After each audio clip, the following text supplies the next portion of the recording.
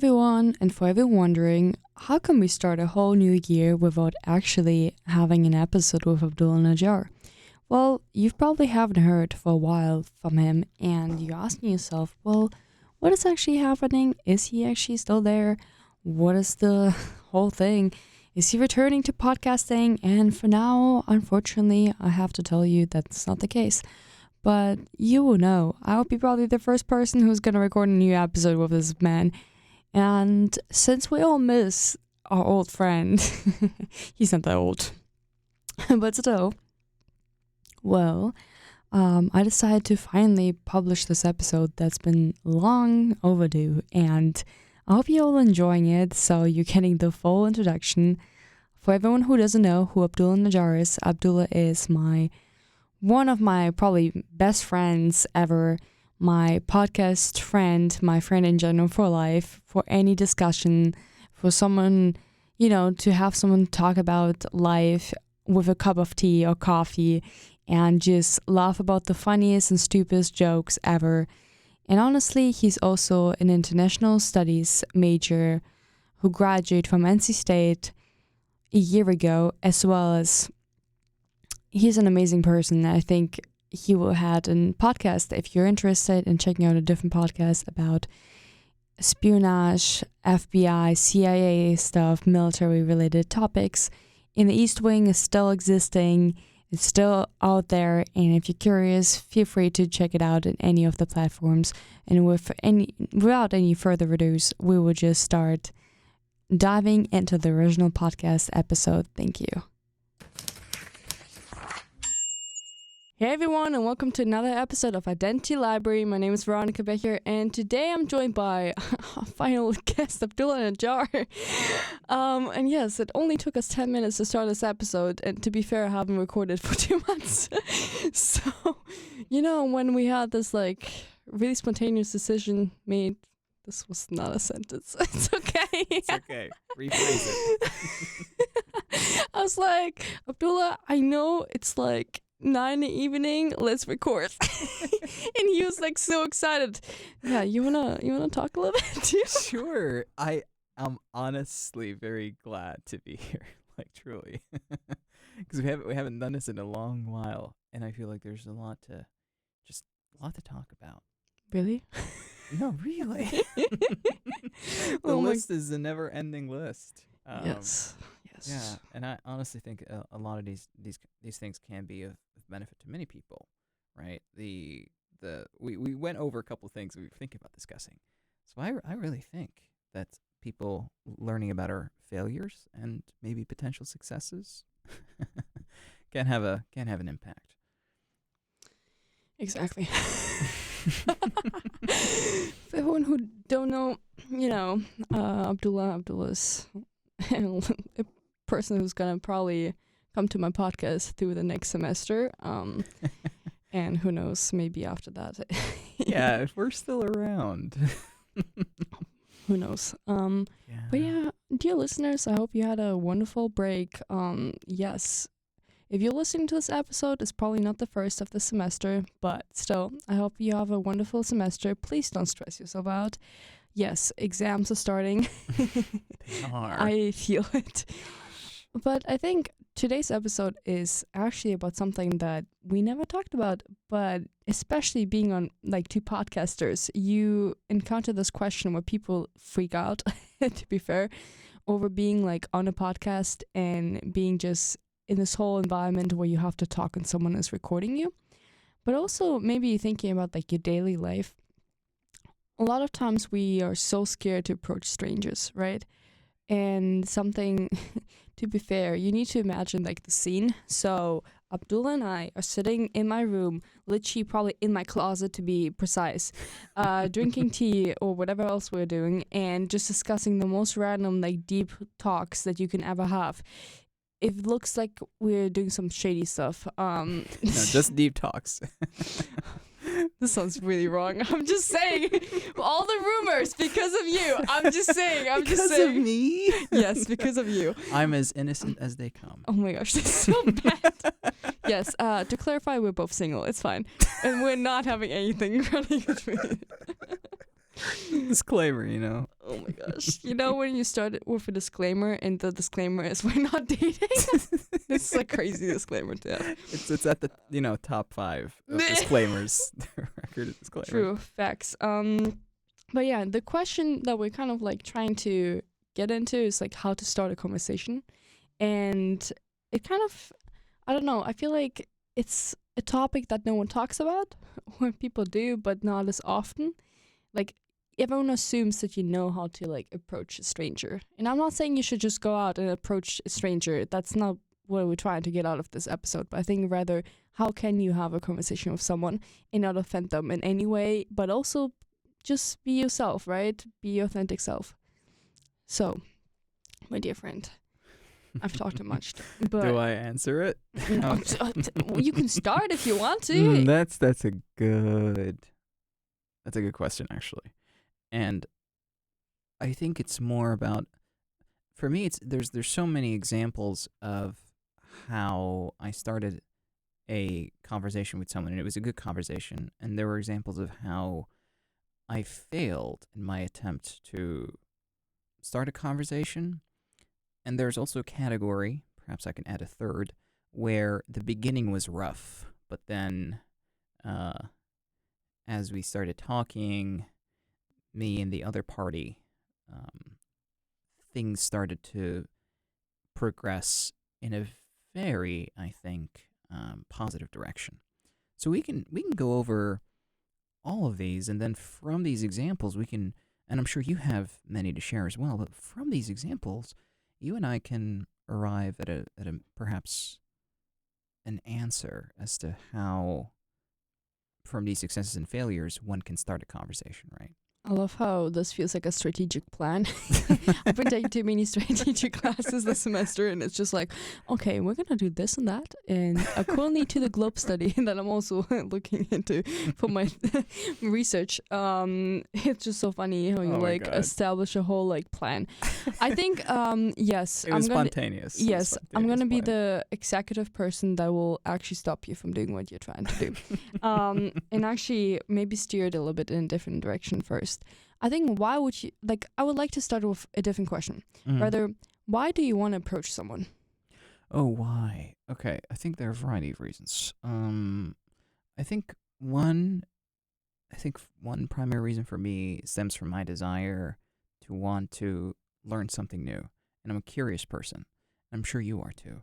So, generally speaking, and you know, which explains why we are hosting podcasts, right? We like exploring ideas. We like to learn something new. But I think there's novelty to, I think, meeting a stranger who potentially has a lot to offer and a lot to share. So I think for me, it's two factors that drive me toward wanting to perhaps approach a person. One is curiosity, and the other is a desire for a conversation. So, yeah, I think there are examples. I think many examples of these incidents. I don't know if the right word is incident, but there have been throughout my life, 24 years of age, many examples where these things happened, and I ended up having perhaps a short conversation, maybe even longer, and sometimes no words are uttered. You just approach a person, and you're merely seeking company, and it seems like both parties are okay with that. You know, this idea of seeking human contact in the physical sense or the physical presence, but not necessarily human contact through conversation. So I have examples from all these sort of rough categories that I've laid out.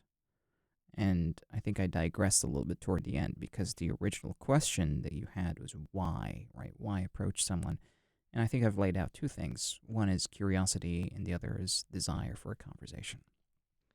I would say, for me, why I approach someone is really similar to what you mentioned, but I think from a standpoint of someone moving from place to place, the reason why I approach people is to find friends, to have the connections, even, or I don't know. Let's look into like the business world. I am a business student. Why do I approach people?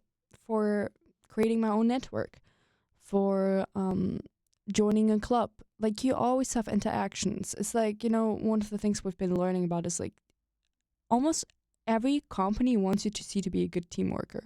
Like if you're bad at teamwork and you cannot talk to people, you kind of like why are you here? Why are you in this space? Like people like companies would not hire you because you're not a team worker. And I think communication is a big, big thing. And the more we're progressing towards like a global environment where more and more people come together to the same table, you like start asking yourself, how can I approach someone who has such a different like worldview and have a conversation without offending them and still understanding the other person too. So I think it's much more like much deeper than that. And I think conversations also have two sides. I went to like a class retreat for my fellowship program like a week ago, and we were doing like active listening improvisation like exercises. And one thing that the lady asked us is to line up. So basically, we cannot talk to each other. We have to line up accordingly what we think who's the best communicator in the whole group and who's the least like communicator. And it's really interesting. She asked first who's the best communicator. And so the way we lined up was kind of like who talks the most, who's the most open and approaches people. But then she said, who's the best listener? And for some reason, both sides switched completely. And the people that were like usually the enthusiastic people, and I actually realized that for myself, I switched positions too because I was like, well, I'm really good with approaching people, but I don't think I'm a good listener. And then I positioned myself on the other side, and almost everyone around me also positioned themselves on the other side. We switched completely because people that were more introverted thought, oh, I'm a good listener, but I'm not good at communicating, talking to someone. So the interesting thing is that kind of like fits into this whole topic is she said after that, well, actually, both questions answered, you have the same answer for both questions because a good communicator is a good listener. And so if you communicate, doesn't mean that you talk. It means to understand the other person by listening too. It's two of the same coin. It's not that you talk and approach people well. It's also you can listen to people and understand them too. Because communication is not just you being the loudest in the room. And I think we hear that all the time, but I think this exercise just made me think, oh my gosh, this is like, it makes so much more sense. Like I should actually approach communication from a completely different standpoint, where I pay attention when I communicate, that communication goes beyond just what you're saying, how you're listening, and how you actually also behave. What is like your body language telling you, and how does it make the other person feel like? Like an example, if someone approaches you and you don't like physical touch, this is also a thing. This is also a communication part, right? Touching someone or being in someone's space or being one in like distance level. And I think these are like all aspects that kind of, for me personally, explain why do I want to communicate? Why do I want to talk to someone? Because I want to understand how to approach people and what dynamics could be like between two people at the same time. We all have different, I think, communication styles, all encompassing. I'm using the word same way you used it, right? Communication as an all encompassing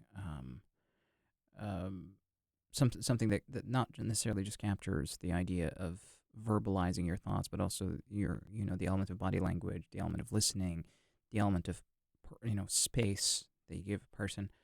I think we all have different styles and ways of doing it.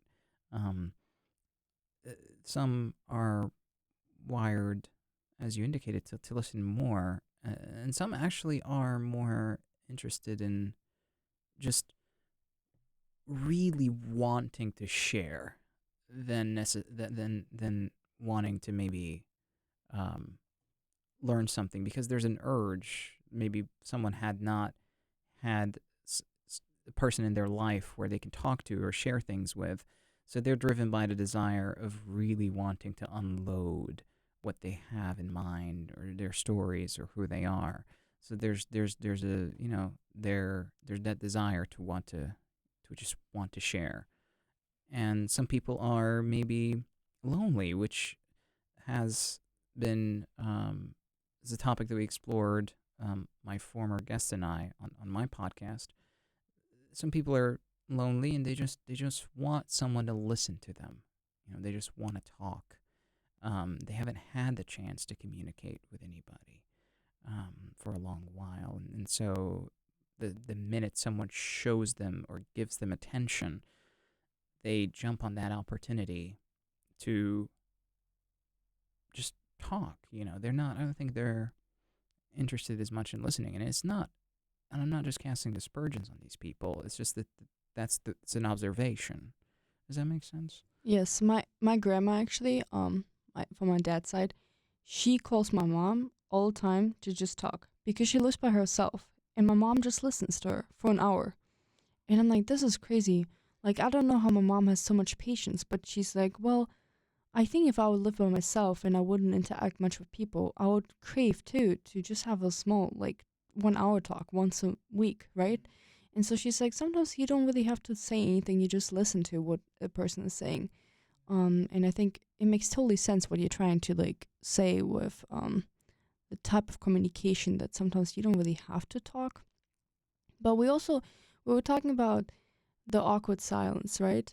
Moments where you don't actually talk and you just have this silence moment. And I realized the right people are the ones that make you feel comfortable in the awkward silence, where you realize you don't actually have to say something. You don't, because that's what we think, but that's not what it has to be. Sometimes it's okay to not say something because we are so wired that we have to be like on the go and really fast reply to something, react, be like really responsive to like really short incoming like urges and whatever else is happening in your like surrounding environment.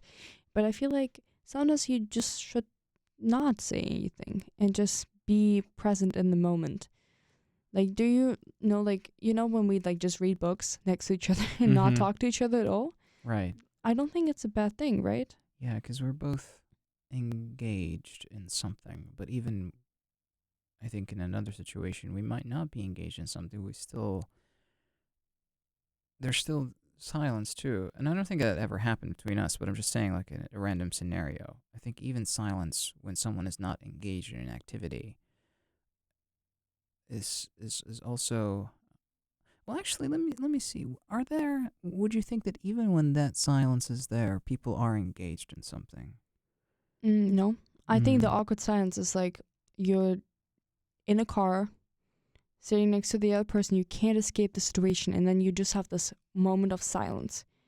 The music is off, you don't know what to say. You're just in this space and you're thinking, oh my gosh, what should I ask?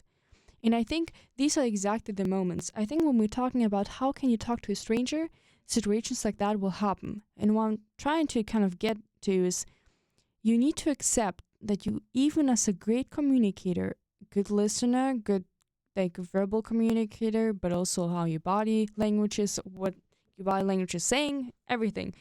You always will have these like kind of breaks in between conversations that you can't avoid and you shouldn't always feel them.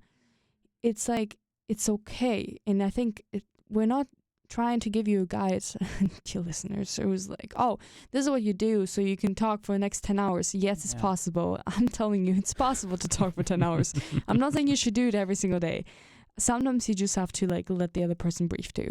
Right. Yeah.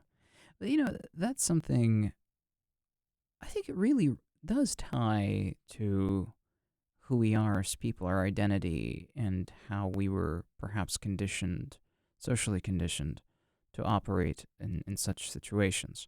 So some people were maybe wired to, you know, only listen to the people who are older than you. Maybe people were raised that way. Or there are individuals who are raised that, whatever someone, you have to be maybe a people pleaser. So, whatever people say, I don't know, agree with them. Or, you don't have to be a rebel. You don't have to do this or do that. So a lot of that stuff actually maybe has been instilled in us at an early age, and we've been shaped by these ideas. And maybe we can, some people can stretch out of these things. They can. Um, I think that the saddest part about like social norms and cultures is the fact of missing communication between your partner and you. Like, or certain conversations that are like taboo questions. Like, you should never talk about or ask these questions. A really big example that is maybe like, I don't know. Well, I don't think that my podcast is gonna be cancelled for it, but let's say like women's bodies and everything that surrounds with like sexual topics are just sometimes not addressed at all. So we see like a lack of communication in these like regards, because it's not okay or not normal to talk about it based on where you're from.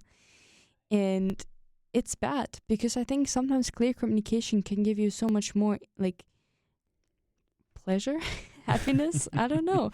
Good, yeah. good conversation can, help you a lot. No, you're absolutely right. I think there are a lot of things. There's a stigma surrounding a lot of topics for sure across different cultures.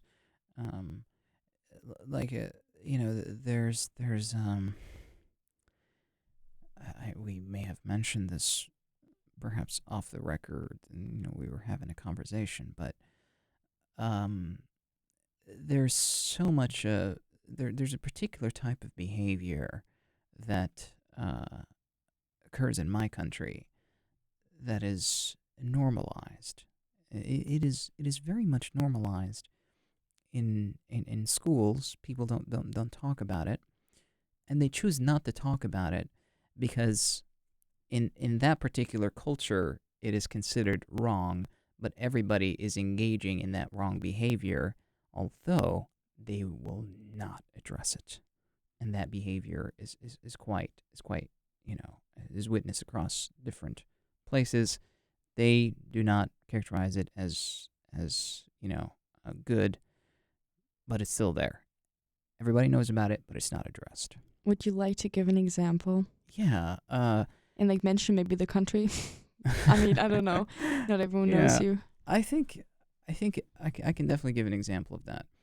And I'll try to tie it to, and this is where we get into the territory of taboo subjects, and we'll see how much we can That's unpack. Fine. That's fine. Go And ahead. yeah, so I'll try to give perhaps an analogy first, and then I'll tie it to the real example.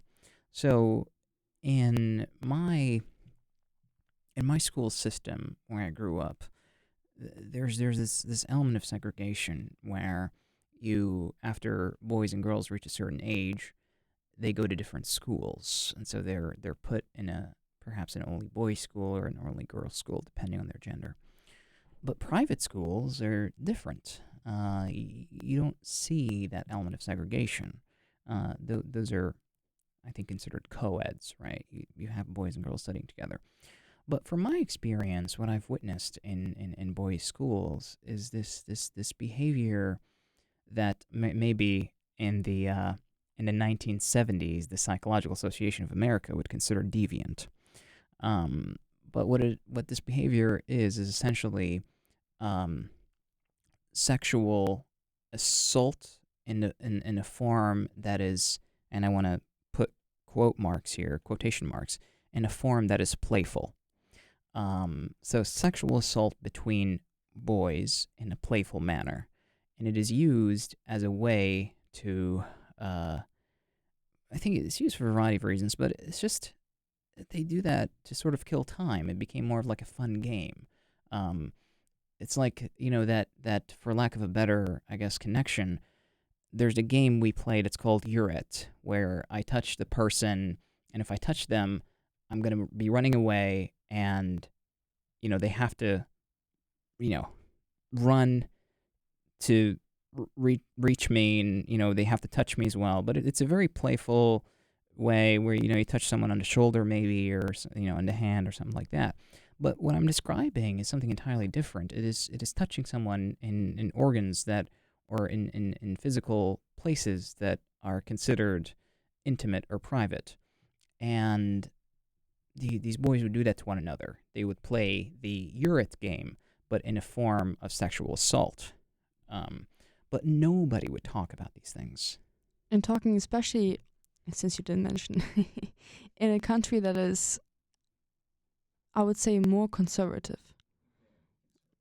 And I feel like occasions like that happen even in private school settings or like in girls' schools. Like it feels like there is something about, oh, we're not talking about these things, but things are happening. Like we are not addressing the elephant in the room. And that's an extreme matter, right? What we're talking about here, that's something where we're like, I don't know, I just wouldn't think about it. But what I'm thinking about is like you're in a friend group and someone is not talking about something bothering them. Like this whole thing with passive aggressiveness, communication where you just need to pick it up. You need to understand what is happening in the room, read the room properly, but you should never talk about it. Yeah. It's just insane to me how, it's not just I think a lot of different cultures, you do have these things that there's a social agreement, perhaps an unspoken social agreement that you shouldn't talk about these things, and I've mentioned, obviously in a conversation that you and I had before about this thing that's called bacha-bazi in Afghanistan, that has existed for a long time, where children are used as particularly boys, are used as prostitutes by tribal elders, right? And it is something that has been quite rampant for many years.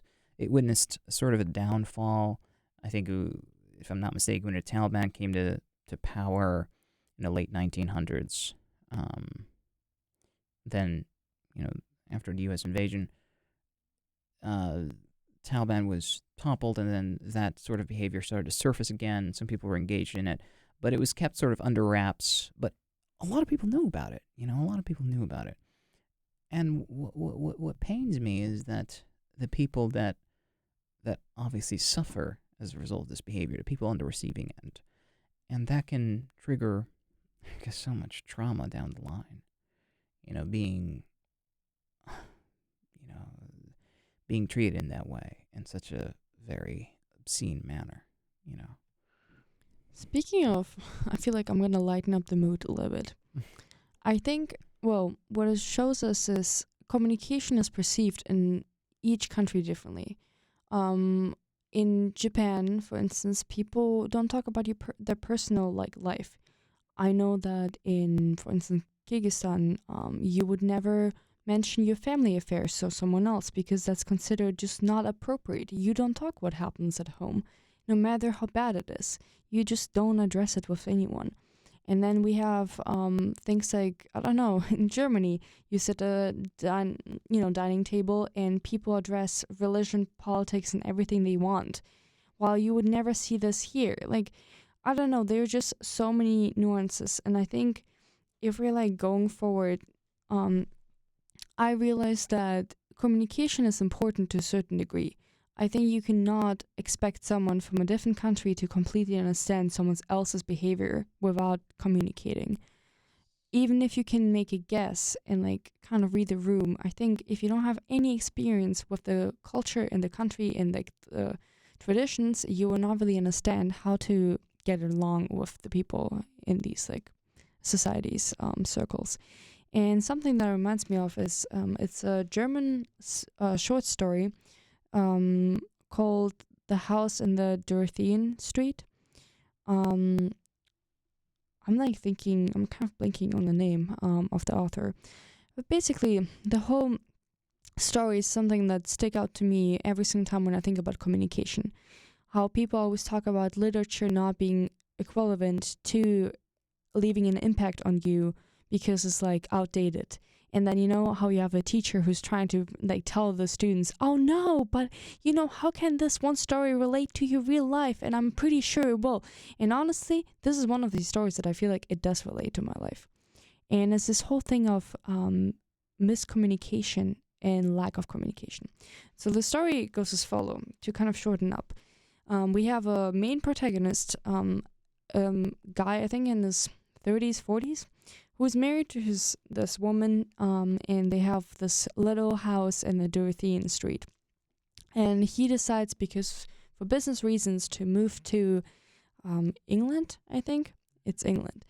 And it happens. So it's written, I think, in 2010, and we had like the volcano erupting in Iceland that she like just recently, couple of years plus minus. So they're using this whole metaphor with like the volcano erupting. He can't go back to his wife, and he's super upset in this really lonely, sad little apartment. And so he's going outside, and it's raining all the time. So he's trying to like open up his umbrella, and the wind is just coming up, like literally, like just getting into his way. He can't move past any street, and it's just like such a like really sad scene. And he's just seeing his own reflection with this umbrella that is fighting through the wind. And it's just like this whole setup, and all he does is think about his wife, who he's so upset about the situation that she's not there. So what happens? We have 2 calls where he calls his wife, and all he hears is a random voice in the back where he's like, she's laughing, and he's like, I think there's a guy with her. And so he's like, oh no, is she cheating on me? And so this whole story is like a representation of how they have a complete miscommunication, because she's telling him everything is fine and I'm fine, but I don't want to move in with you into this really small apartment. And their like Dorotheen Street house is like falling apart, like as a metaphor of their relationship completely falling apart. The wind is like a representation, like it's a full like metaphorical like story. And so I always imagine this guy walking down the street trying to open his umbrella, but he can't anymore. And so what it actually means is like the whole time through the story, I feel like I'm becoming like a storyteller, not really a good one, but as a reader, you never know what the woman is actually thinking. We don't know what his wife is saying, thinking. All we do is see a one-sided conversation with one misunderstanding.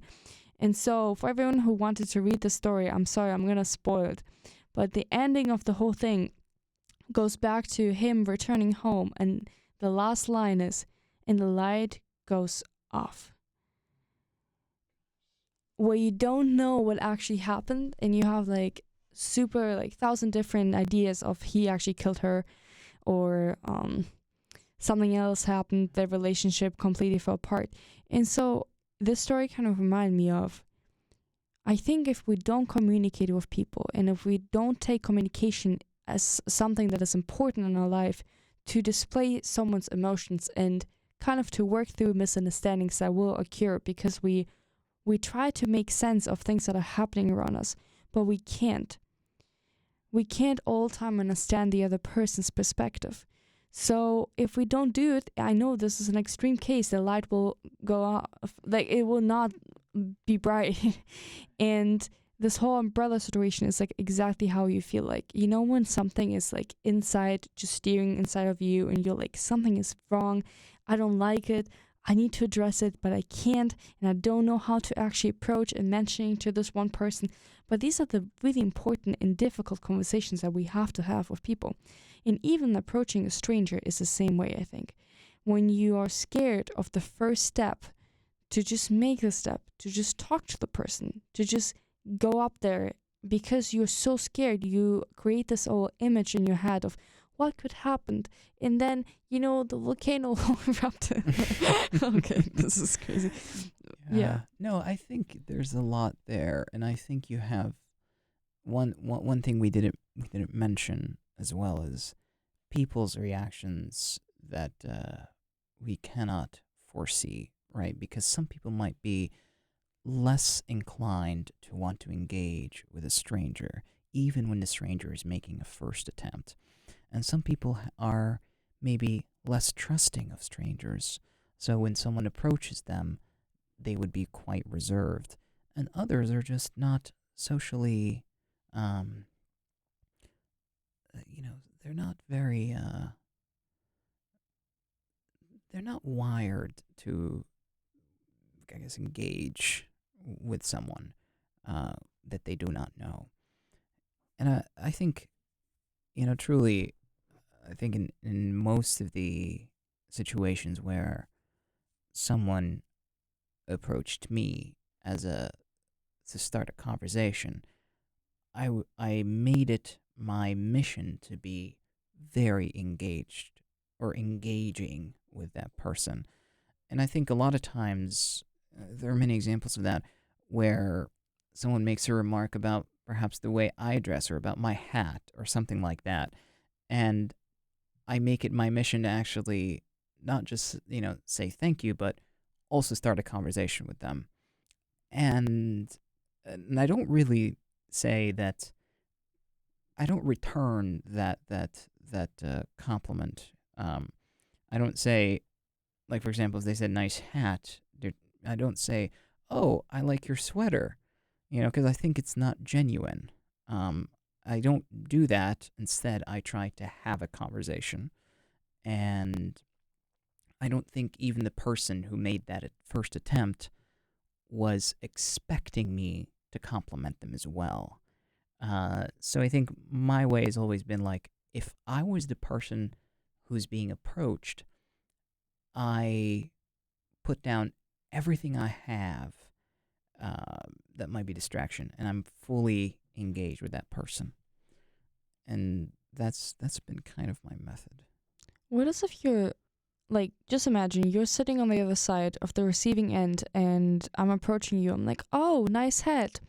And so, okay, first of all, to kind of break down the whole situation, right? Let's just dive in, right? Why do we have to wait another 30 minutes to start the conversation, actually? So, so the first thing that happens is, I think, in your head, it's like, I was thinking about that today. It's this whole thing of going to the gym. That's an example. You know how we don't want to go to the gym? And the fact that I realize if I would just go to the gym and whenever I'm standing in a locker room, I'm thinking I actually could just work out now because I'm already in the gym. Like, what else? I could just go for a run, like literally run for 10 minutes and then leave, right? So the issue is the first step to actually go to the gym. And I think conversations with strangers work the same way. It's this whole thing that happens in your head before you even approach someone. And it's this whole thing of you're scared to go there, you're dreading the conversation, you don't want to talk to this person. Well, let's hope you want to talk to the person, but you don't. Maybe you're really introverted, it scares you to talk to this person, right? So you're thinking about all these different opportunities that you would have to talk to this person, but you never actually approach them. And then you regret it later on for not talking to this person, right?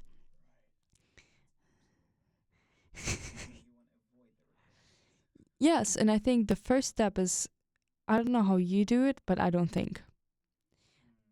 My go to thing and technique is literally to not think about it. You can think about it later. Or to have this mindset that I will call it doesn't matter. It doesn't matter means if you start understanding how many people you have around you, it doesn't matter if this is going to be the worst conversation of your life. Because all that will happen to you is it's going to be awkward. You're both going to be awkward. You don't want to talk to each other. You just leave. Maybe some person misunderstands you. Okay, but you probably, I don't know, most likely not going to see the person again. Maybe you will see this person again. But in the end of the day, it doesn't matter. Okay, if they said, I don't want to talk to you, well, they told you that. It's okay. You tried.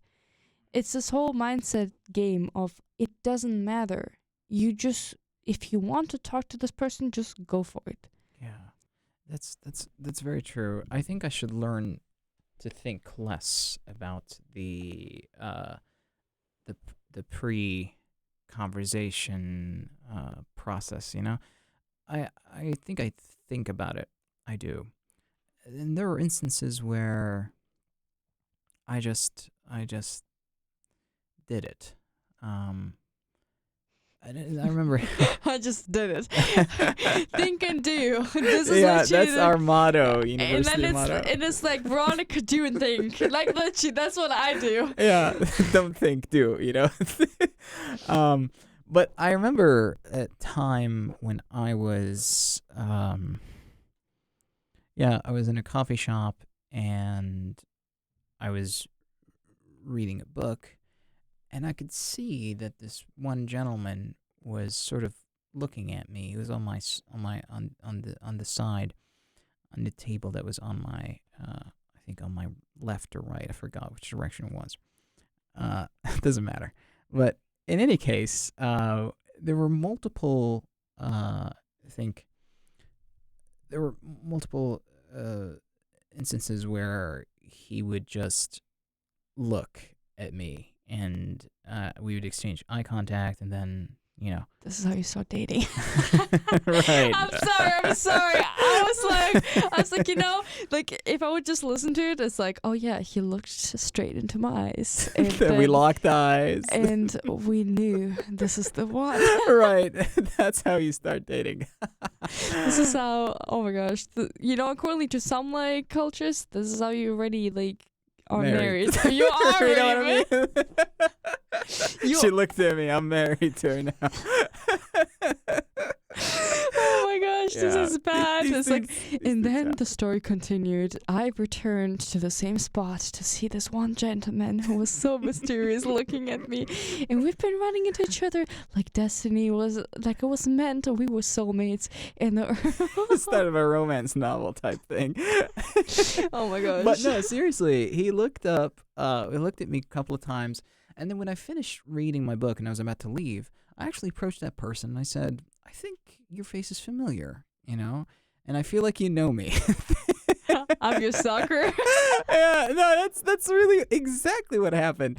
And then I didn't know. I didn't know what it is exactly that was going on. So I just approached the person. We had a short conversation, and funny enough, the next thing I know is that we became good friends. And nowadays, if I were, to show up to this coffee shop, sometimes I would see him there, and I would sit down and have a conversation.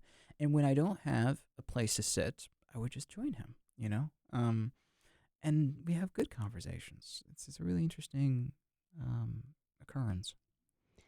I think the second thing is regarding, having a nice coffee chat with some stranger is, can you explain to us, how did you start the first conversation with him? How did I start the first conversation? Oh, I just approached him, shook his hand, and I said, I feel like your face is familiar, but I think you know me. Like, that's what I said. And the person, I think, replied, I don't think we have met before. And I was like, well, let me introduce myself. I'm Abdullah. I do this, that, and the other thing. And he did the same. And we had a short conversation. Was it on purpose? Why I approached him? No, was it on purpose why you asked the question the way you did? That Yeah. you pretended like you know the person, but you don't. Right. That was on purpose. This is really interesting because I feel like I've done this before too. But I also actually sometimes don't know if I know the person. This is bad. Like sometimes I'm like, do I know this person? Like I actually don't know. Did we Right. take a class together? Like when did I meet this person? And it happened to me once, like literally to a person that I approached in Tally, and I'm like, do we know each other? Because I'm sure like we've met somewhere, but I don't know where. Yeah. And I think it can be a technique. I'm not saying you should lie the whole time to the other person and be like, oh, I know you from high school. We went to the same. No, Right. I think it can be a nice icebreaker, and so that's what I'm trying to get to. I think to start a conversation, you usually have like a good question or a remark, how to like get into it.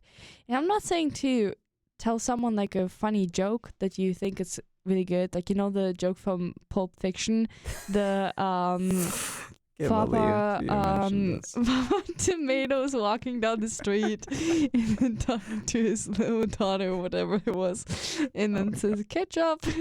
Was like literally the answer. But basically, yeah, watch the movie if you want to have the full. Like Abdullah was the only person that ever laughed to this joke, and he just couldn't stop for the next 10 minutes. And I'm sitting here. This is like such a dad joke. It's a dad joke. That's what I told you then, Yes. right? And he's like, it's a dad joke. Dad jokes are funny. I'm like, you're the first person to say that the dad joke is funny, because this is like, there's a reason why they're called dad jokes. Well, going back to what you were saying about like approaching a person and making a remark, I once did, one of many instances. I think you and I have a lot to talk about these things, but it's something that happened, I think, a couple of weeks ago when in a coffee shop, actually. And I saw a young lady who was wearing something that was like a very, very nice skirt and sophisticated sweater and a necklace that was quite elegant, and then like a headpiece that sort of, like, you know, that sort of image if I were to ask someone, hey, conjure up an image in your mind of a woman who's doing agricultural work and has like a headpiece on. Yeah, a piece of cloth. It's like a piece of cloth that is like a bandana that you just put on your head. Okay. Yeah, but like a very elegant one. And so that person was wearing a skirt, that bandana, a sweater, and then like a particular necklace. And I really like that style. I said, you know, your style really suits you. And she said, you know, thank you. And then I was, I asked, you know, if that person was doing like fashion design or whatnot. And funny enough, the person wasn't doing fashion design or anything like that. They were doing criminology. So I was like, you know, I think if you really are into fashion, I think you might like my scarf, which is very strange for me to say. So I was like, it's on the other side of this coffee shop. Would it be okay for me to bring it and you can have a look at it? And sure enough, I did. I brought back the scarf and she had a look at it. And then the funniest thing happened was she was like, I'm actually crocheting something right now. And that scarf was crocheted. So she pulled something out of her bag and she showed me what she was crocheting and what she's planning to do with this and what she's, you know. And that was it. Like there was nothing beyond. Sometimes these encounters or these conversations serve one particular purpose, and that purpose is just that conversation. You know, nothing beyond that, nothing more. And I've had so many of those, you know, before. And oftentimes, they might lead to something more, maybe another conversation, maybe another get-together. You know what I mean? But I guess my desire was, you know, just the purpose was just that. And it's just funny because, you know, I think sometimes you don't really have to go beyond that. I think that purpose was served, the conversation was had, or was, I don't know if that's the right word of saying it, but the conversation was experienced, the encounter was fulfilling, and that was it, you know, and I've had that happen to me many times. It's like I don't have a desire to take it to the next level and have more conversations with that person. And sometimes I do, you know, I don't think it should be the case that every person that we may have enjoyed having a conversation with or every person that we approached and realized was interesting. I don't think it should be the case that that person is bound to be in our lives for the next couple of weeks or next couple of months or should be integrated in our circle.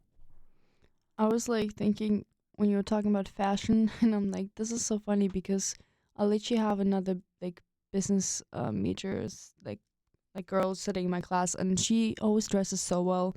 I'm like, do you hear really often that people mistake you for being a fashion major? And she's like, yes.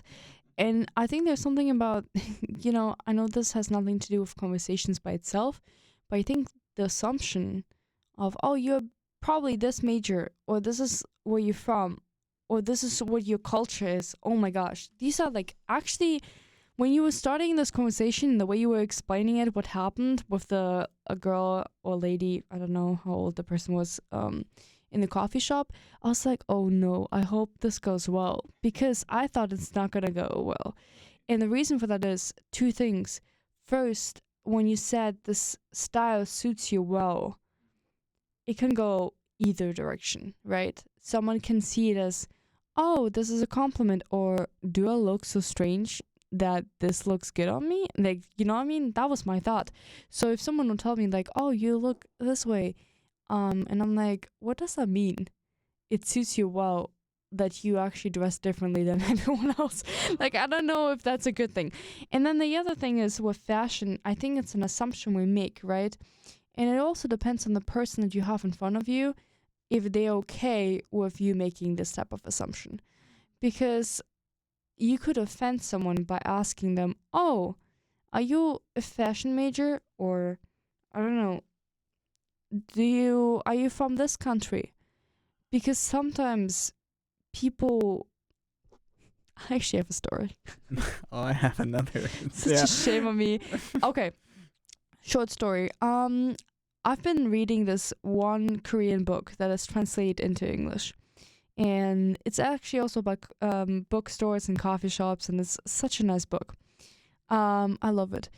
But the interesting thing is, the girl that is in my group project, she asked me, oh, isn't this a Korean book? And I was like, yeah. And so to give you a background, she's Asian, okay? But that's like maybe, I don't know, it feels like a generalization, right? And I was aware that she probably is not Korean based on how she looks. What's, again, an assumption, right? But also just based on like the things that I understood about her heritage and background and so on.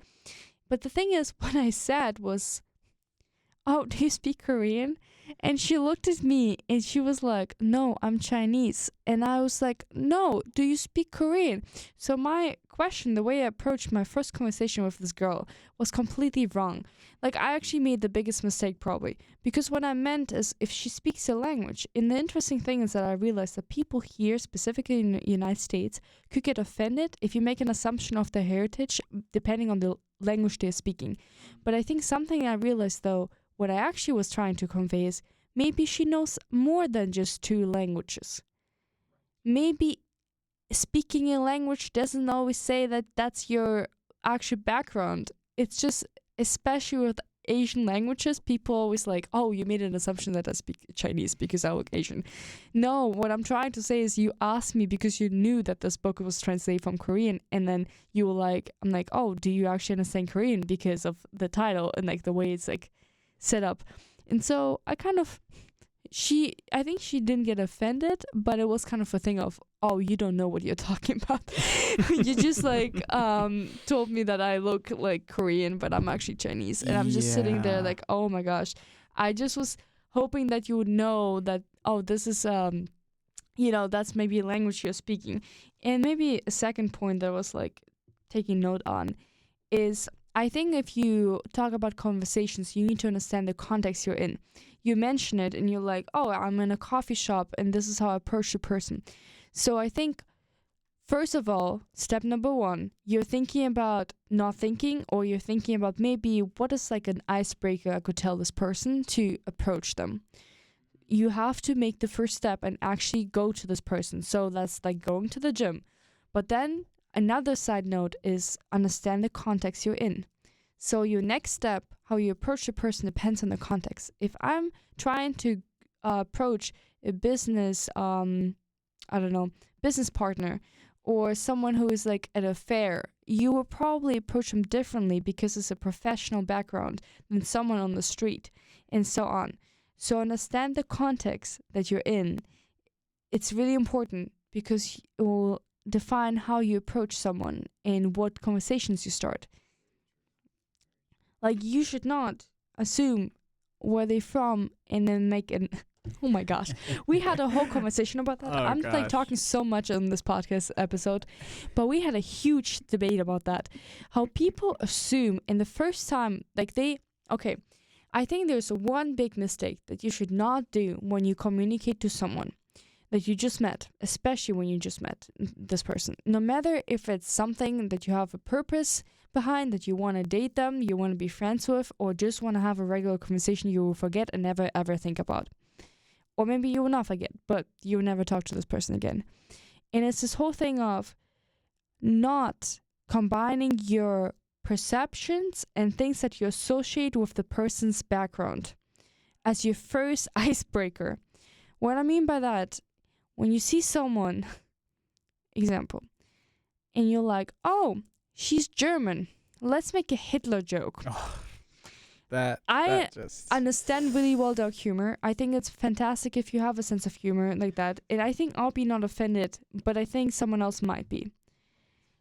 Or you're like, oh, you have Russian heritage. Let's talk about what is your opinion? Like, third question that you ever get in your conversation. What's your opinion about the Russian-Ukraine war?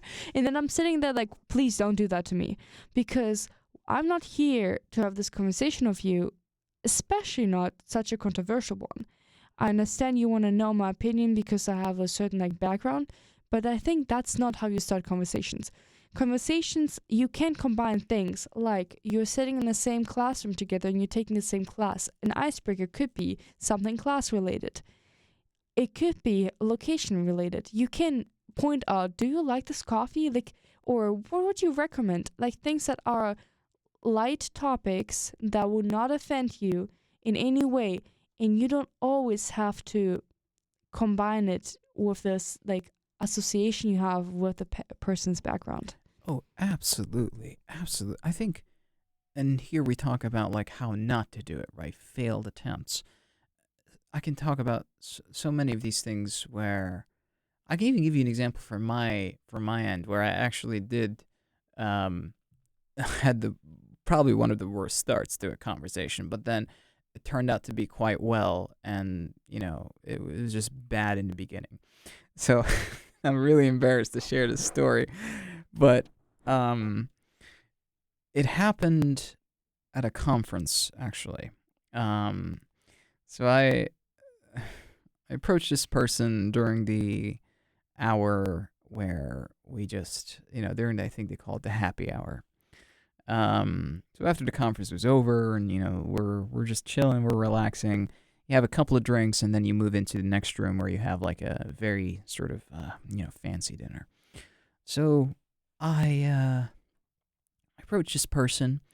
The person is Latin American. It was revealed during the conference where that person was from. So I approached that person, and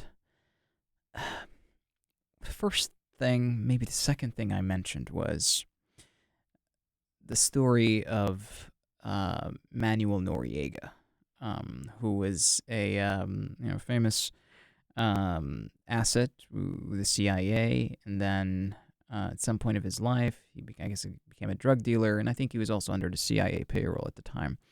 But he was a famous, controversial figure who did a lot of messed up things. He was obviously a drug dealer, drug trafficker. But that person, I think Noriega came from, Nicaragua or Panama. I forgot which country it was. And that person that I met is from, to my knowledge at the time, or unbeknownst to me, was that person was from the same country as Manuel Noriega. So I think the first thing or the second thing I mentioned to that person was the story of this drug dealer. In the sense that I mentioned that story, and I was like, that's the only thing I know about that country. And that was a very poor attempt of trying to start conversation or something along those lines. But anyways, it was actually well received. It was well received, and the person ended up telling me that Manuel Noriega wasn't from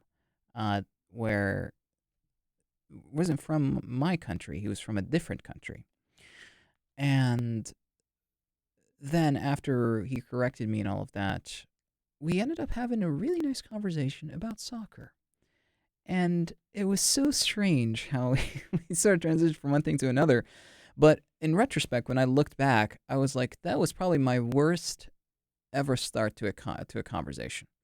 It just wasn't really, but maybe because my demeanor or the way I brought it up was sort of just not combative or anything like that. It was not threatening, just very calm. And so that, the person took it well. But as content, content wise, it wasn't the best way to start it. It would be similar, akin to what you were saying about, like, oh, the third question was about Russia and Ukraine. It's like, for me, it's like if someone were to uh, start a conversation with me, second or third or first thing they bring up is, oh, your country killed our American ambassador. That would be very poorly, probably would be poorly received by me, because first off, it's not my country, it's people in my country. Surely we sometimes associate a particular demographic to the entire majority, right? To the whole people. And that can be, so misleading, obviously. But we as human beings sometimes do that. We associate a small demographic of people, and we use that demographic as representation of the entire population or even the government. Um, and so I'm sure you have a lot to say about that, but then I would love to also mention friendships that I formed and why they were successful. You know, um, yeah. Okay. Well, actually, I mentioned a story maybe of someone that I'm very close with, and I get along with him quite well. And strangely enough, if someone were to look at it from a very from the outside, they'd be amazed that him and I would be that close. Um, Before I mention that story, I want to mention a story of someone else that I might not be as close to him as this person, but someone who didn't even think that he would be friends with me. And it's a former guest of mine. He was a retired CIA officer who worked on nuclear weapons proliferation, and his network, or the network that he destabilized or perhaps destroyed, I think the right word is, sort of destroyed that network, had something to do with the ruler of my country, who used to be the ruler of my country, Muammar Gaddafi. So this CIA officer's mission that he worked on for 10 years ultimately led to destroying sort of a nuclear proliferation network that my dictator had deep ties to. But in any case, I remember it was over the summer. I was in the car with this person, and he, Jim Lawler is his name. He told me, it's funny that I've worked on this mission for like 10 years of my life, and I never thought that I would actually form a friendship with someone from that country. Um, and so it was interesting for me to hear that from him, because I myself didn't think that I would also form a connection with someone who worked on such a mission, even though obviously the government at the time, or even the current government, doesn't represent perhaps my views or where I stand on a variety of issues. But the point is, it's like sometimes we never think that we would form connections or friendships with people from a particular culture or background because of maybe the assumptions that we have or the ideas that we have about that person.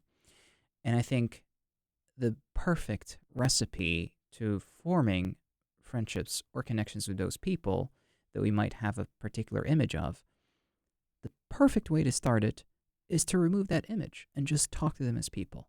And this is where I sort of consider this to be a window to telling you about the story of the friend who I became very close with, but people maybe from the outside would be quite amazed that we are that close. And that friend is a retired military officer who spent 20 years in the Air Force.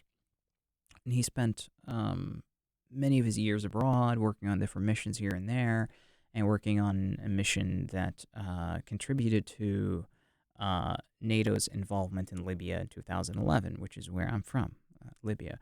So this person, I've been trying to understand, I've been trying to rationalize our emotions toward one another as friends, right? I've been trying to rationalize these emotions into logical statements. Like, I'm trying to understand, why are we actually friends and why do we get along? And I was inspired by something you mentioned a couple of days ago, right? Like, why do I get along with this person? Like, what is it, right? Sometimes I don't think. Sometimes I think it's like love. Like, it's funny for me to say it, but like we never really rationalize why we are in love with that person. We can say, oh, they've got a good sense of humor. You know, they are good communicators. They have this, they have that. But I think there's a certain set of emotions that just cannot be captured through logical statements. Like, it's hard to describe, you know?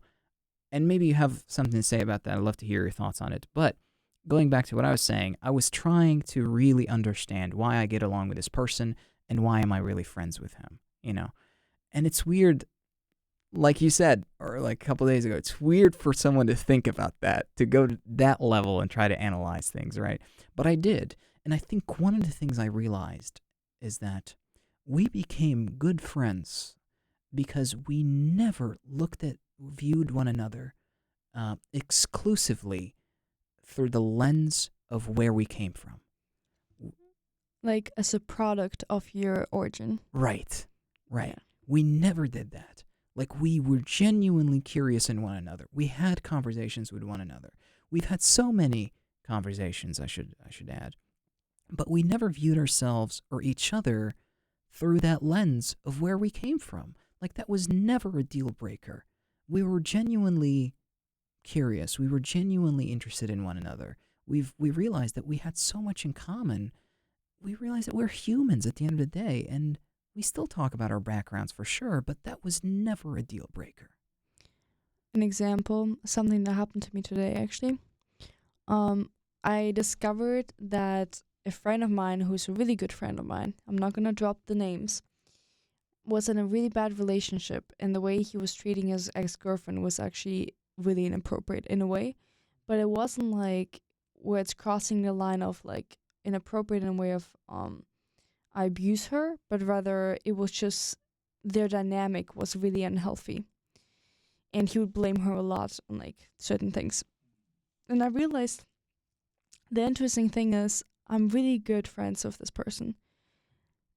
But I think a relationship is something different. And I still will view the person the same way as I do, even though I know the knowledge of their relationship not working out because of him actually acting a certain way.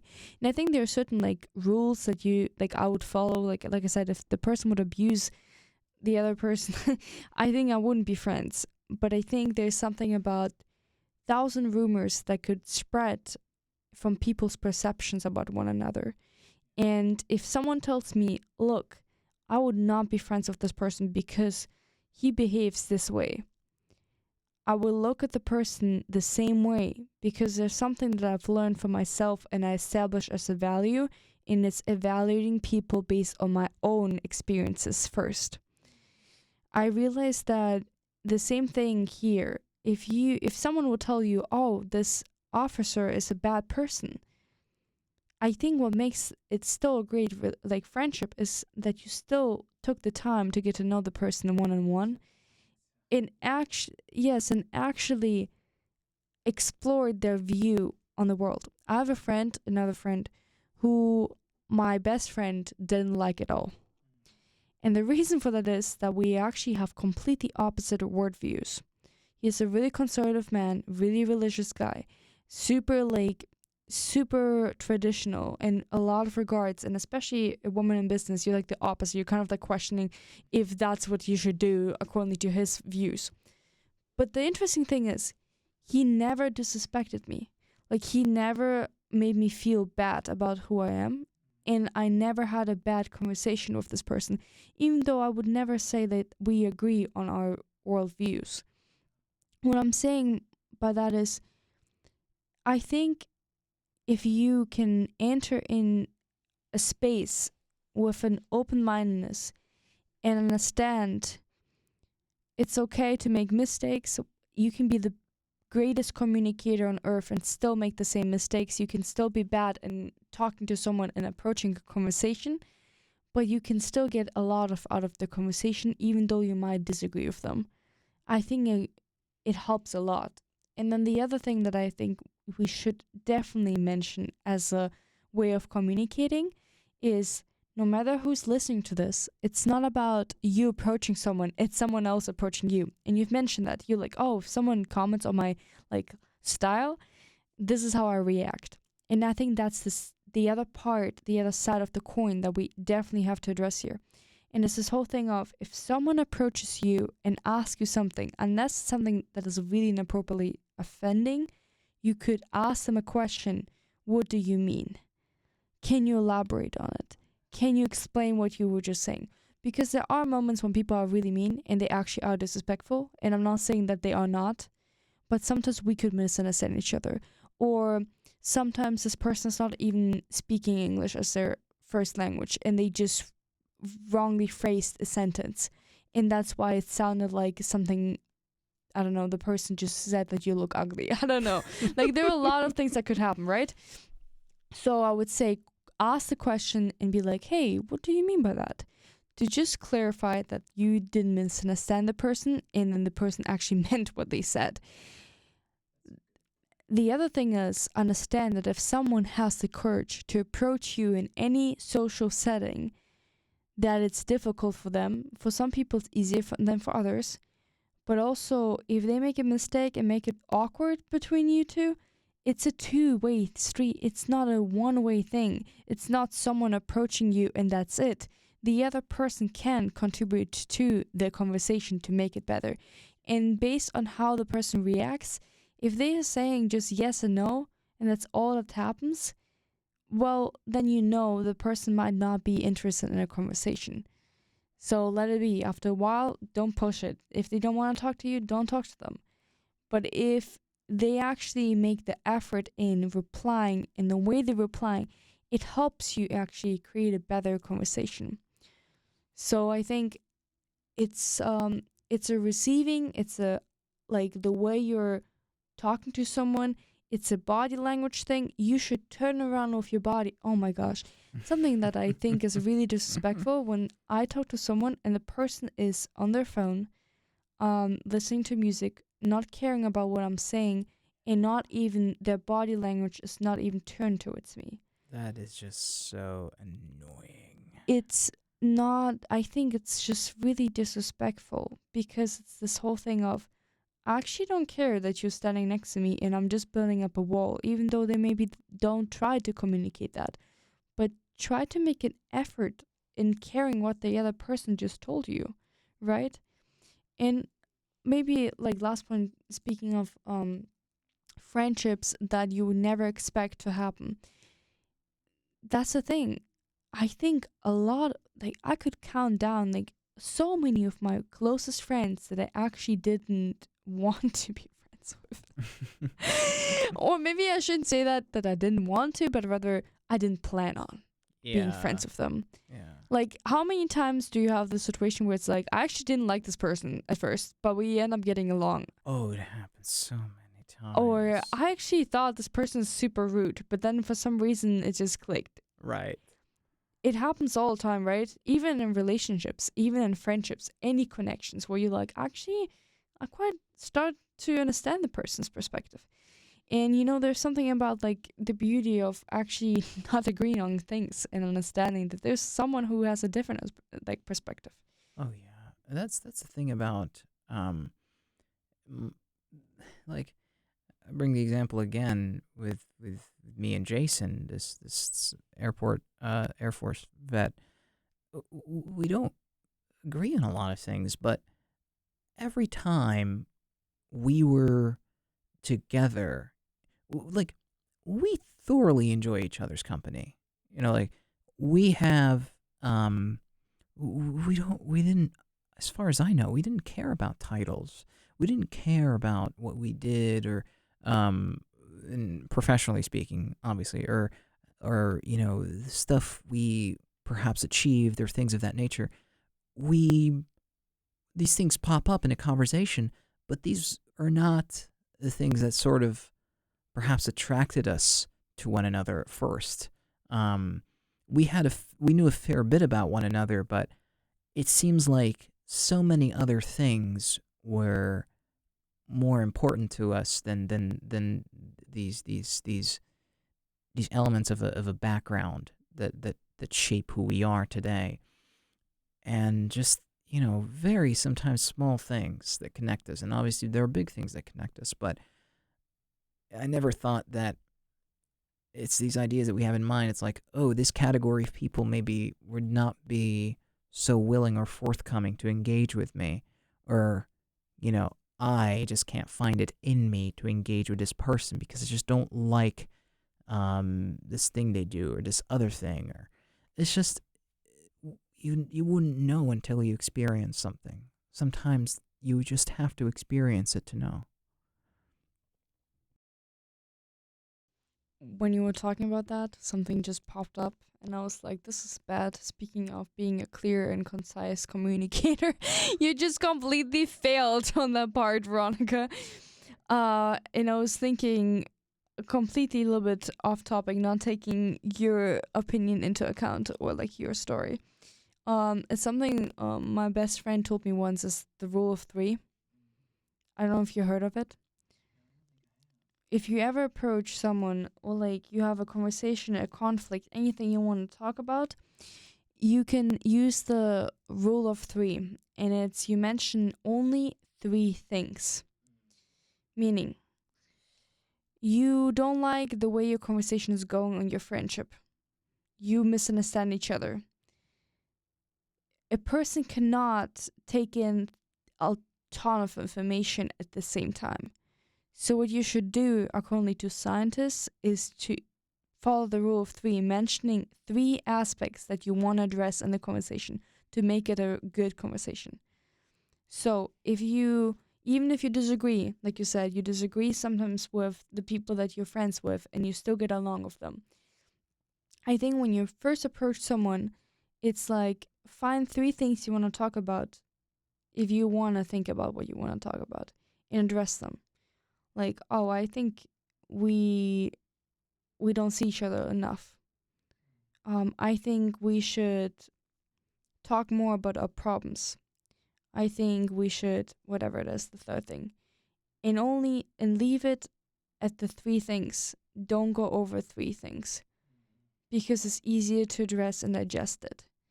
It's like it's just simplified the way you communicate as a person. So when you approach someone, you like, if you don't want it to be a whole long conversation, you can just talk about three things and that's it. Or build up on the things that you talked about. Yeah, never thought about that before. Focusing only on three things. Yeah. It's like, it's good for conflict resolutions, something that people use to like kind of get through something that is really complex and just break it down to three things. And like I just address three things and that's it for now. Yeah, and that, and is there an expectation that the person might also have something to address as well? Could be, but I think it's just when you approach someone and you're like, I actually want to talk about something. So if we're talking about the communication and how to approach a stranger on the street, it's like, think about, okay, what is the first thing you can do? It's the body language. It's you communicate clearly or you ask questions and you listen to what the other person's saying. And the amount of topics you might cover in this short conversation should not exceed 3 topics. Because I think it will be maybe too much for the first time. So it's like an example. Let's go back to the coffee shop lady. You mentioned, I like your style. It suits you well. You talked about fashion and kind of style. And then the second thing was, oh, what are you actually like maybe studying or like whatever was the question? Major. Third question, oh, you like crocheting? Why do you like it type of thing? That's it. It was just a simple three topic conversation. It wasn't more than that. And that's it. This is I think why people even say, oh, well, the best icebreaker that people use nowadays that I feel like is sometimes really boring, to be fair. It's this whole thing of what's your major, what's your name, and where do you live or where you from or like something like that. Yeah, and that the where you're from question is really it can come from a good place. It can. But if it's the first or second question you ask a person, it just it re sort of establishes this idea of othering the uh the the party on the receiving end. So it's sort of like creating a distance, trying to, again, that question is a reminder that you are not from here, and another reminder that you're sort of different. This is funny. I never thought this way. It was more like this joke that people sometimes use is like, oh, I'm so sick of meeting another like relationship partner because every single time I have to start over with my life story. The easier way would be just sending them a PDF file Right. and then read through I saw it. that one. Oh my gosh. And I was thinking, this is how I feel when people ask me, oh, you're from Germany. And then I'm like, read please, paragraph number 1. If your question concerns where I'm from and why I have the specific accent, read this one paragraph, why I lived in South Dakota. And if you ask me why and when did I live in South Dakota, please read this part of my like book that I've written somewhere. Oh my And then God. the next question that probably follows is like, how is Germany? What's the difference between Germany and the United States? What is better? What do I like more? Where do I live? How long? Am I an exchange student? Do I study in schema? Do I even want to stay here? What happens after I graduate? Oh, yeah. Did I actually do I like people? Do I think they're dumb? But no, maybe I don't. And then also this whole thing, and then we go into this dark humor side of the whole thing. So like, what is your opinion on Hitler? And then so basically I have yes, dear listeners, I created a Q&A session. If you ever want to, maybe I create a whole file with all questions about my life in one PDF file. Oh my gosh. No, but seriously, and I think I remember when I first started studying in South Dakota, I could literally the first thing I've learned to perfectly say in English was probably my introduction, where I'm from and why I'm here. So I'm a foreign exchange student in 10th grade, and right now I'm studying here, living with this host family in South Dakota. Oh It my was like a God. thing that I was literally telling multiple times a day the same story over and It's over. like a robot type thing. Yeah, that's the thing. Like, I really avoid, one of the questions I avoid is that, where you're from, because I know it will pop up, and it will pop up naturally from the person, he or herself. I don't have to bring it up. If I notice an accent, I won't bring it up. I'll just want to talk to the person, and I'm sure the person will bring it up. I just don't want to, make them feel like they are not from here, or remind them again that they are a stranger in no man's land. I mean, my dark humor is just hitting completely in all regards. Like, my introductions are literally, you probably have heard my accent, I'm German. And I literally get it out of the way. I think this is how I handle it. I literally just mention in the first 3 sentences. And then people react differently. They're like, oh, I've heard it. Oh, I've heard your accent. Yes, you do. You're German. Yes, yes. Or like, oh, I didn't really think about it much, And I don't know if it's good because it's like pointing to your weaknesses in the first conversation that you ever have with this person, and you point it out to their face. Oh yes, I'm German. I'm aware of being an international.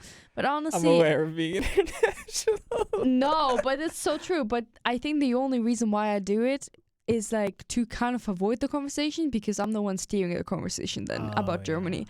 So what I do, I don't let. This feels so mean. I don't let them ask about Germany. I'm the one bringing it up, and then if they do, I answer the way it is. Don't get offended or don't be happy or sad. I don't know. It's just the way it is. I just say, yes, I am German. I know, but let's continue talking about the other thing that I'm curious more than talking about my own story in how I'm German. Yeah. No, I see how that can be a good starting point, because I think and I love that you said it, you steered a conversation. You try to maybe avoid, or you choose to have them talk about anything other than Hitler. if they're gonna be bringing that up as like a third thing, like a third. Oh, so World War II, or oh, Russia, Ukraine. You steer it away from that to avoid the awkwardness, because some people that's the first thing that pops in their mind. You know what I mean? What I don't understand, if it's a lack of knowledge. Okay, this is really bad. I should not say that, because I literally have certain countries where I'm like, I don't know what your country looks like. Like, it happens, right? I'm not assuming that you're literally having a camel at home. We had this conversation. If you've never heard the other episodes, you probably know what's happening.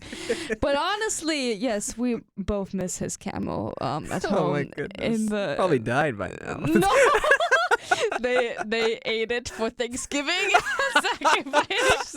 The Libyan Virgin of Thanksgiving. Oh my goodness. Well, we also have indigenous people in our land, and I think we should give them thanks. Sorry.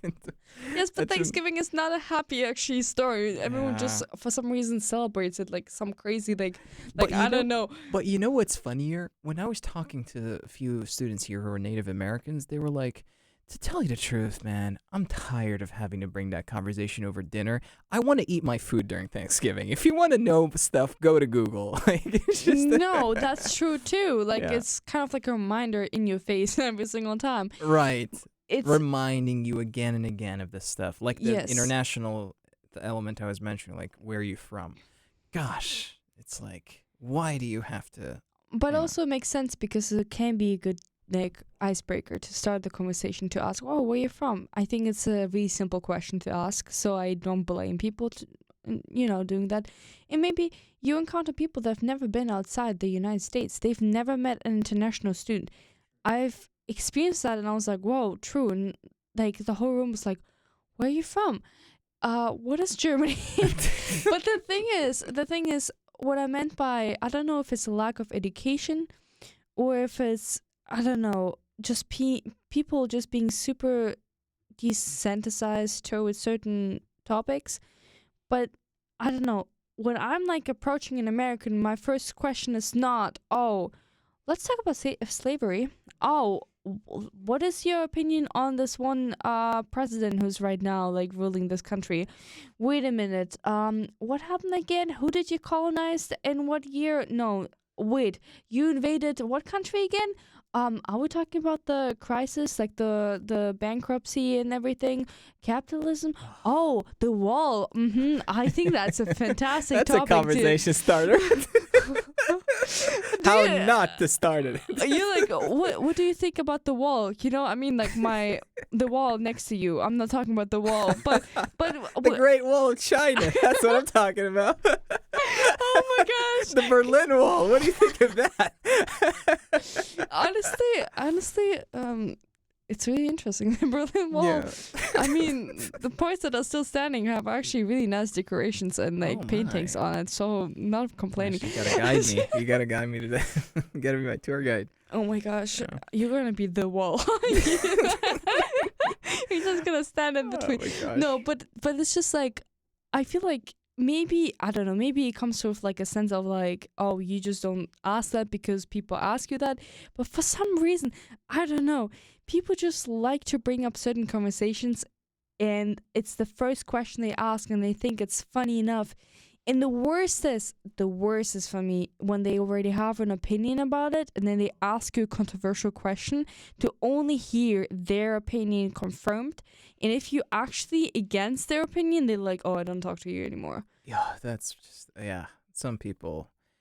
Honestly, that's one thing I don't understand about, generally, even here, when people just start talking about, especially with either Trump or Joe Biden, I understand that you might have strong opinions about Trump or even about Biden, and say you're a Biden supporter. And I say that to all the Americans that are listening to this. If someone else says that they're maybe a Trump supporter potentially, we're talking about 80 maybe million people, 80 million Americans. Imagine just, and I've witnessed that a lot, it's if you're a Trump supporter, I'm unfollowing you, I'm not talking to you, you're nothing to me. I'm like, why is that right? Why can we discriminate against such people that might have maybe not the best opinion out there, but are not maybe necessarily harming others, right? They're not inflicting harm or suffering on others. Why is it right for us to ostracize or just, discriminate against those people, but we wouldn't perhaps do that to another demographic? And I just think you know, if we are really driven by moral principles and what's right and what's wrong, and we don't want, we're against discrimination, negative discrimination, against this sort of, against racism or against xenophobia. If one is truly against these things, and again, like I'm not American, I'm not in support of either. Like I don't even qualify. But if someone is treating others in that way, I just think that you just dehumanize these individuals. They might have the wrong opinion, they might not know right. Just give them maybe the benefit of the doubt. But for us to really just say, "Oh, you should unfollow me. I'm not talking to you anymore." I just think that's a little too harsh. How about you talk to them and maybe change their mind? You know what I'm saying? I think it's yeah, but it also depends on the topic, right? That we're talking about. There's certain things that if I would hear someone say, I think I would not like to be friends with them because of what they said. But I think political standpoints, especially in a country where you have two parties only, right now, leading. I need to add these things. Um, I think it creates a black and white thing, and it does create the two sides. But I don't think that. Oh my gosh, I'm gonna be kicked out of this studio if someone listens to this episode. I'm just saying.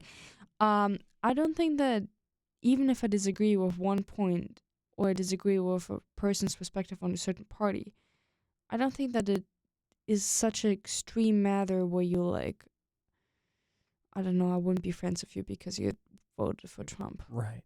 And I think also it's not like you're gonna marry the person. And maybe that's a different territory, a different conversation. You know what I'm saying? Like that's very, very different. That's when maybe these things can be a major factor. But if someone, like you just mentioned, like someone voted for Trump, maybe, like I don't think. Okay, I'll maybe backtrack a little bit. I said maybe that he had maybe 80 million supporters. I don't think that all of them actually voted for him because they liked him. You know, maybe just they didn't have other options, and the other option that they had didn't like. So I like to have more of like a nuanced view, and I know how this particular topic can be quite emotionally charged, and I know that people have very strong feelings about this. I really understand, and I'm honestly speaking as like an outsider, right? I'm looking at these things from an outsider's perspective, but generally speaking, what I would probably just say as a sort of closing remark on this particular subject is that people should just be more patient with one another. Just I ask for just more patience, just yeah, patience. And more open-mindedness. I think especially when things are charged as like black and white and one thing is bad, the other one is good, you lose a sense of understanding the other person's perspective. You don't have to agree, but one thing of being a good communicator, I think, is understanding that you don't always have to prove your point. Something that I realized that was actually one of the things I've learned last year. One of the biggest lessons is you don't the I think the older you get and the more you like, I wouldn't say wiser you get because it sounds like I'm getting wise. I will never make mistakes anymore. No, I'm not trying to say that. I think the person, like the better you're a communicator, the more you understand that you don't have to prove a point to someone who doesn't need to understand. Absolutely. No, maybe doesn't need, but rather doesn't want to understand it. Yeah. I think it's having the maturity. Oh, This is the that's word. word This is what right we're there, going for. right on the money. Okay. Gosh, I'm like lottery moment. I think a mature communicator will not try to prove it like someone's point to be wrong and be like, my point is right and your point is wrong, and there's no in between. Because I think something with maturity comes with like understanding that there are more nuances, just black and white. We've been having so many conversations these past days. To just give you like a rundown, we like talked about like cheating, people being like unfaithful, like religion. Like we had the most random deep conversations ever, and there are so many like situations where we think in a really black and white manner, but it's not this case.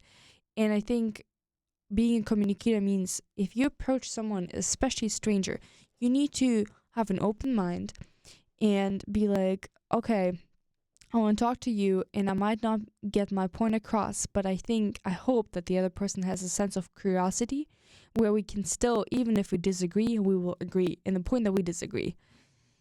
And I think it's important. I think that's really important. Like just having the conversation, trying to understand it. How many times did we have a conversation with each other, we disagreed completely, but then like one another will like shift it. Oh, actually I like this idea, or actually I still disagree with you. And then nothing changed between us, like as friends. Nothing, like it didn't shift the way we saw each other only because one person likes one thing over the other. Yeah, it's like we didn't. It's not like, oh, I'm thinking about you less right now. Like your value sort of lessened because of the way you think. You know what I'm saying? We're not even like thinking about. We're not saying like, oh, we're thinking about some of the most. Let me give an example. It's not like you and I had positions that are completely horrendous. You know, it's not like they're morally reprehensible. You know, that would probably be maybe a deal breaker when like the position is just so, messed up that you're like, I don't know what's happening right now. You know what I mean? Where you can't even like, you don't even know how to engage with that person because it's just so, yeah. You know what I mean? Like, Yes, I do. yeah. It's I think there are certain values that in my opinion you establish yourself. And that's a different conversation that we will probably not have right now. But what I'm saying is it can be your belief system, it can be your religion, it can be anything that you associate with what actually shapes your values and beliefs, family, surrounding yourself, philosophy, whatever. And I think we follow these rules. If one of the conversation topics that you have with a partner actually falls out of your value base and actually triggers something that you don't want to talk about, you disagree completely and you think you cannot be friends with this person because of their belief system, it's okay too. And I think that's something that, for instance, for both of us would be like if someone abuses their partner. An example, both our value system, we have different values with each other, but the reason why we get along is we agree on the same values that we think are unethical, at least in most of them. And I think that's what we're like, okay. But if you would have said something like, oh, I think it's okay to beat my wife, I would have, oh my gosh, why are you laughing? Come on.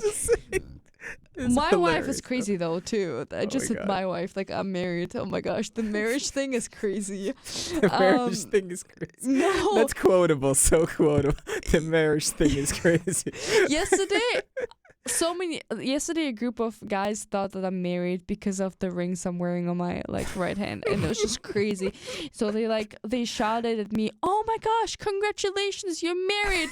And like I don't know how many people turned around, but everyone was like, I was like, "Oh my gosh, I'm gonna get married, and I'm not even in the relationship right now to even get married at all." You just jumped ahead, fifth gear. Yes, and I'm like, yo, I didn't know I have a partner. I mean, nice. I'm even married already. This is like something like I just woke up from like a, I don't know. Fever dream. I don't know. I was not thinking about a fever dream, but yes. So yeah, speaking of that, I think then I would be like, I don't want to be friends with you. And I think now comes what happens if the person, that's probably our last step of the whole communication to strangers. So you approach a stranger, you have the conversation, you have a icebreaker, you figured out how to be a good listener, how to actually make mistakes and be okay with that and kind of get out of the situation with maybe a sense of humor. Let's say it this way. But then you realize it just didn't click. It's not working. It's not the person. I don't really like the person because they said something that actually offended me. I don't think I can be friends with this person because of a certain worldview that would just completely not align with my belief system. How do you get out of it? let's see. How do you get out of the conversation, like the situation? Oh, honestly, I could think of a lot of ways that might not be. You can most basic ones. You can say, "Well, I have an event to attend." No, seriously, I was thinking about uh, that too. I'm like, oh, what I would say is like, hey, I think I have to keep going. You get out of the conversation. You don't ghost them. You don't just leave them randomly. Please don't ghost people. Like, oh my gosh, please don't do it. Explain it. But if you don't want to explain it, oh, I think I disagree with you. What I understand, in certain cultures, it might be really controversial to say that. Just be like, I know this feels like a white lie, but be like, oh, no, I have to keep going, or my friend is like waiting for me. yeah, I think these are fine ways of exiting that conversation. Looking for an exit strategy.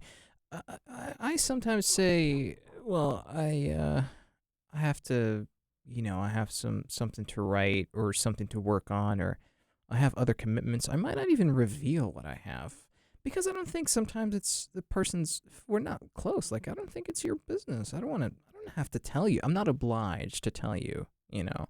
Um. So these are things that I've done multiple times, and it's just not. I don't think it's inappropriate. Because at the end of the day, I think no one is sort of. We're not shackled. We're not under these. You shouldn't. We're not held hostage. You have that freedom to leave at any moment. Good point. Like, actually, good point. Yeah. I think this is the thing that people overthink before they even approach the person. It's this thing of how do I get out of the conversation if it's awkward? Like, how do I actually leave the conversation? Like, we don't only overthink how we enter the conversation, but also how we get out of it if it's bad.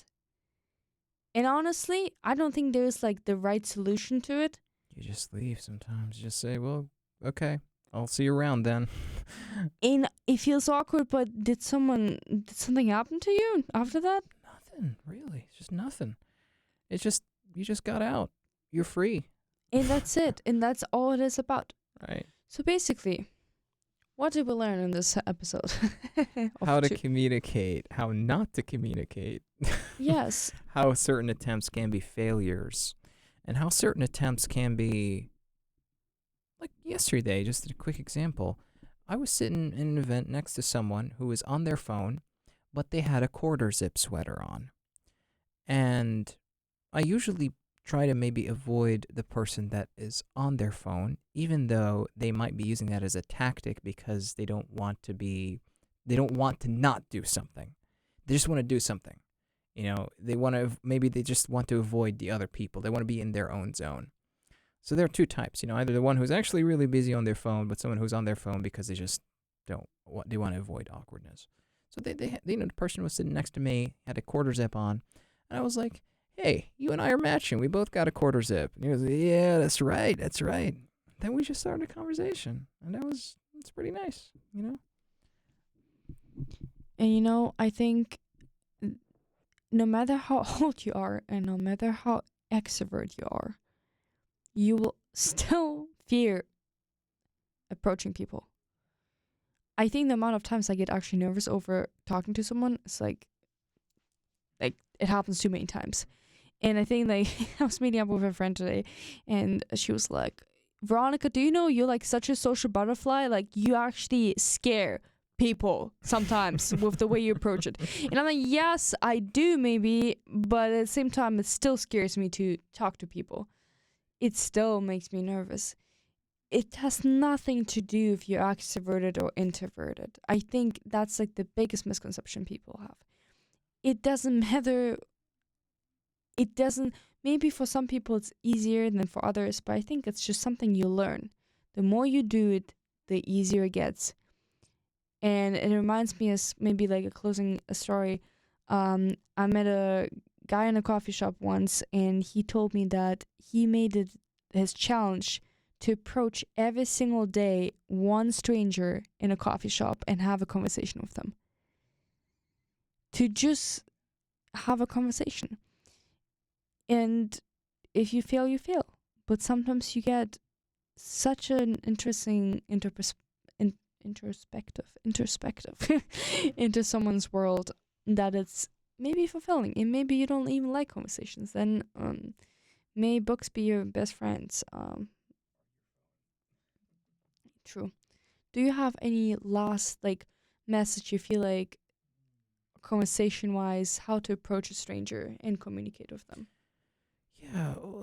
Well, I think generally just be, and I know that sounds a little too simple to say, but just be yourself. Don't just be yourself, and when you're approaching that person, you don't have to concoct an entirely different personality or you know um, embody something different in hopes that the person would like you, no matter who that person is. Um, yeah, just be yourself. You'll attract the wrong people if you do that.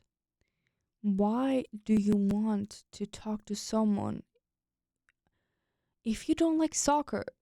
You don't have to pretend to like soccer, but you could, but not to someone who you want to be best friends with.